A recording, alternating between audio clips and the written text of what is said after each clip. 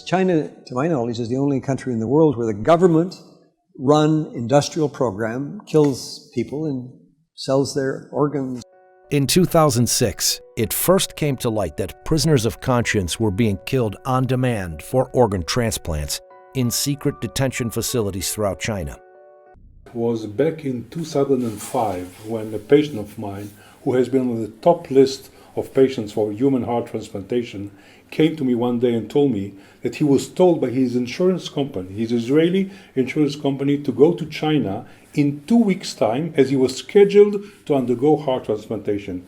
And when I asked him how come such a surgery can be scheduled ahead of time, somebody has to die on the very day of the operation, he said he didn't know, and he went to China and got his heart transplantation exactly on the date that he was promised. It was bringing in about $9 or $10 billion a year, this industrial transplant operation going on across China now. Because they have a bank of live donors waiting to get a match on the computer. It's a crime against humanity.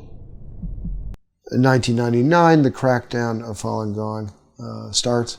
That is the largest action of scale by the Chinese Communist Party since the Cultural Revolution. And by 2000, 2001, that's when you have this explosion of transplant activity. We see continuity in the numbers over time. Falun Gong is as I call it, it's kind of a Buddhist revival group. It doesn't have churches and so forth, doesn't have temples. What it has is sort of common beliefs.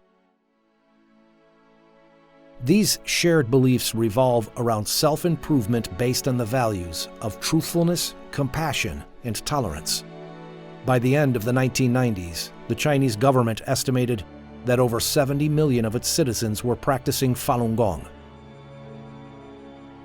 Jiang Zemin, the head of the Communist Party at the time, saw Falun Gong's popularity and revival of traditional values as a threat to his rule, and launched a violent campaign to eradicate it in July 1999.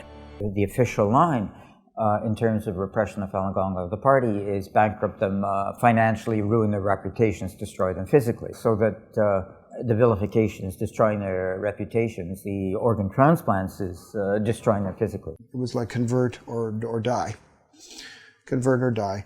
Turn in your friends or die. And it's state-sponsored genocide. The systematic government-sponsored harvesting of organs is a monstrous crime.